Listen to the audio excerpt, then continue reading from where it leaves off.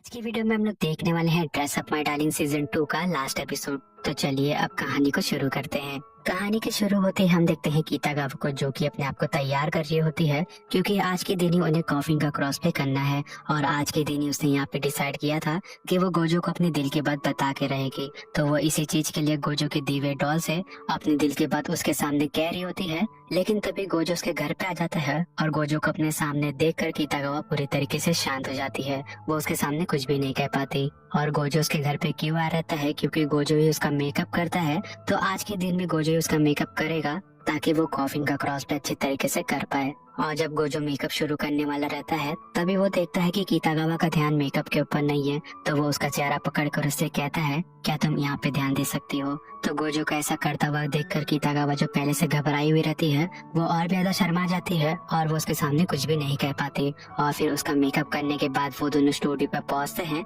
जहाँ पर सभी लोग मिलकर ऑलरेडी स्टूडियो को बुक कर लिए रहते हैं।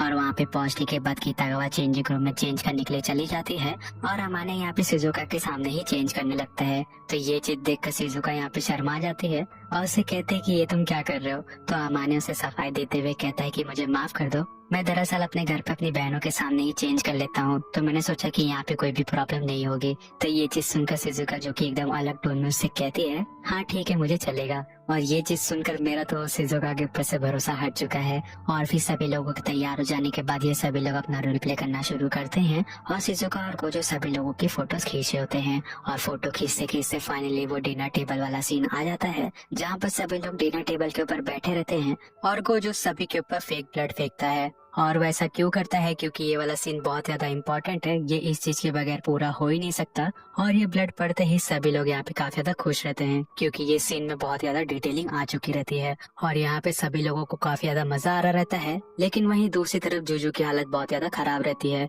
क्योंकि उसे ये सारी चीजें बिल्कुल भी नहीं पसंद। लेकिन जूजू अपने ऊपर बहुत ही अच्छी तरीके से कंट्रोल रखती है, क्योंकि वो ऐसा नहीं चाहती कि उसकी वजह से कोई भी सीन खराब हो। और फिर सीन को पूरा करने के बाद जूजू वहाँ से चली जाती है। लेकिन ये सभी लोग अपनी अपनी फोटोज खिंचवा रहे होते हैं और फोटो खिंचा लेने के बाद सभी लोग आपस में बात कर रहे होते हैं।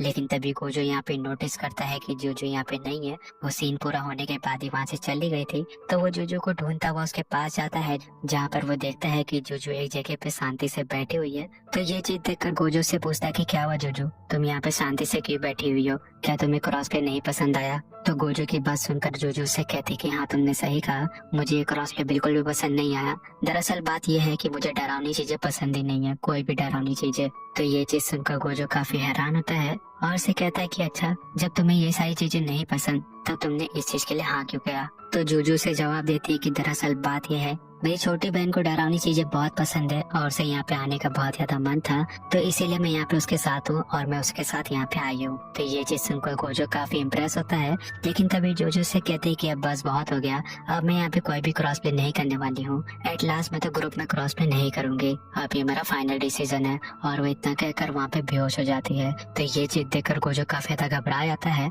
और वो सभी लोगों को ऊपर बुलाता है, जहाँ पर सभी लोग मिलकर जूजू का ख्याल रखते हैं। और वहीं दूसरी तरफ अकीरा और जूजू की छोटी बहन आपस में मिलकर बात कर रहे होते हैं। लेकिन तभी जूजू की छोटी बहन को याद आता है कि उसका और कीतागावा का एक सीन बाकी है, जो कि उन दोनों ने शूट नहीं किया है। तो वो उन दोनों को सजेस्ट करती है कि तुम दोनों अपने आप को प्रिपेयर कर लो, क्योंकि मैं कैमरा लेने के लिए जा रही हूँ और तुम लोग वो सीन को शूट करो, क्योंकि वो सीन मुझे बहुत ज्यादा पसंद है। और वो इतना कहकर कैमरा को लेने के लिए चली जाती है। और वो जैसे कैमरा को लेने के लिए वहाँ से निकलती है, तभी यहाँ पर ये दोनों एकदम अकेले हो जाते हैं और यहाँ का पूरा मोमेंट एकदम ऑकवर्ड सा हो जाता है। तो ये चीज देखकर कीतागावा और अकीरा दोनों ही घबरा जाते हैं। और यहाँ पे कीतागावा जूजू की छोटी बहन को किसी भी तरीके से रोकना चाहती है, क्योंकि वो ये बात जानती है कि अकीरा उसे पसंद नहीं करती और वो इस चीज के लिए यहाँ पे कभी भी तैयार नहीं होगी। तो वो गलती से जूजू की बहन को रोकते हुए ये कह देती है कि सुनो, तुम यहाँ पे कैमरा को लेकर मत आओ, क्योंकि अकीरा मेरे सामने अच्छी तरीके से कंफर्टेबल नहीं हो पाती। और ये चीज सुनते ही अकीरा पूरी तरीके से शॉक हो जाती है। और अकीरा के शॉक होते ही हमें एक सीन दिखाया जाता है